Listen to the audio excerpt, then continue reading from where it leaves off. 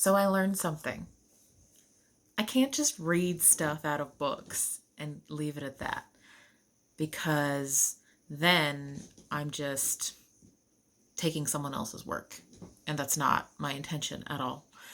I like doing the page 47 thing because I like revisiting books that I've read before, maybe haven't looked at in a while, and I like reminding myself of which ones I still need to finish reading, and I like sharing it with other people and seeing what they think of it, but I've got to also share some of my thoughts on it. So these are going to get a little bit longer, but that's okay. So this one's page 47 is Without You by Anthony Rapp, a memoir of love, loss, and the musical Rent. And I really loved this book. I was obsessed with this musical when I was starting around like age 12. A friend and I got really into it. And I've seen it in various places like 5 times. I saw the original cast come do it on tour. I've seen it on Broadway. Drew Lachey played Mark, this character. Nick Lachey's little brother, if any of you know who that is. He did a pretty good job, actually.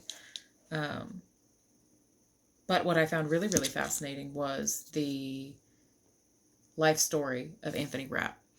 And if you're curious, this was actually written before all of the Kevin Spacey stuff came to light. So there's nothing like that in here. But he has a really interesting story anyway. So what's our page 47? This is another one where page 47 isn't really getting that too deep into it, but that's okay.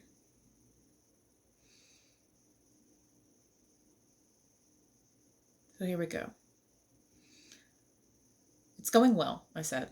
I thought about saying more, but didn't know how much I wanted to get into talking about the show that I'd been doing, since they all involved homosexuality.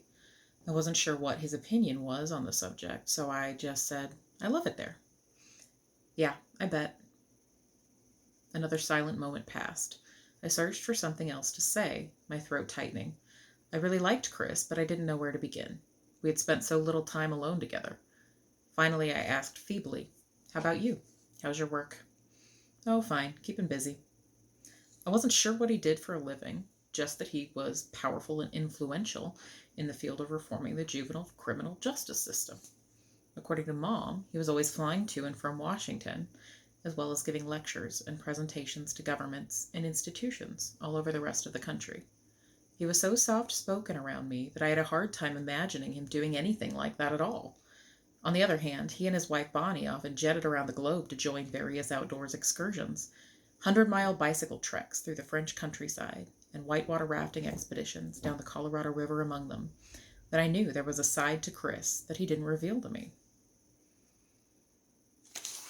So that's just a tiny, tiny snippet of this. Funny story, I actually met him really, really briefly. He actually was in the touring company of Little Shop of Horrors when I was like, I don't know how old I was. I think I was like 14 maybe. My mom took me. It was at the Fair Park Music Hall in Dallas. And afterwards, after the show, he was outside and he was signing stuff, and he signed a poster for me. And I was super shy, and I was just like, I loved you in Rent. But you know what? He was a super shy guy too. He was just like, thank you. Like he was very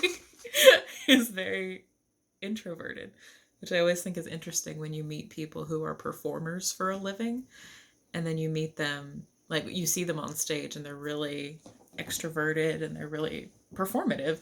And then you meet them in person and they're much more reserved, much quieter. And that was how I always felt when I did theater in high school, middle school, stuff like that. I felt really comfortable being extroverted on stage, usually because I had a script. I had something to put on. Like I had, this is who I'm being and this is how I'm supposed to act. Whereas in everyday social interactions, you don't have that. You kind of just have to fly by the seat of your pants. And if you're not super confident, you're not super comfortable in being yourself, then it's really hard. So I would end up just being quiet a lot of the time, unless I had a song to sing or a role to play. But around that time also, I'm seeing that I was reading a lot of books that touched on subjects of like sexuality, sexual orientation. And that's not an accident. I was trying to figure that out in myself at that age. I eventually came to the determination that I'm bisexual. But there was a lot of figuring it out. And this is actually the most public forum in which I have ever said that. Only like 3 people watch this, so it's probably not that big a deal, but yeah. So that's me, and that's one of the reasons I love this book. I identified with a lot of the themes, the struggling with that identity and figuring out who you are and what it means. So, highly recommend, whether you enjoyed this musical or not. I love memoir. Have a great day.